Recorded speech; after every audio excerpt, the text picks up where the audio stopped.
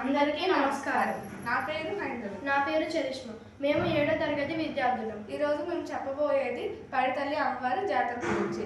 పైడితల్లి అమ్మవారి జాతరలో భాగంగా సిరిమనోత్సవంలో జరిగే చారిత్రక అంశాలు మిళితమై ఉన్నాయి. ఒకసారి విజయనగరాన్ని పాలించే విజయరామరాజు యుద్ధానికి వెళ్తాడు. యుద్ధానికి వెళ్ళవద్దని అతని చెల్లెలు పైడిమాంబ బ్రతిమాలింది. అయినప్పటికీ చెల్లెలు మాట పెడచెవిన పెట్టి యుద్ధానికి వెళ్తాడు.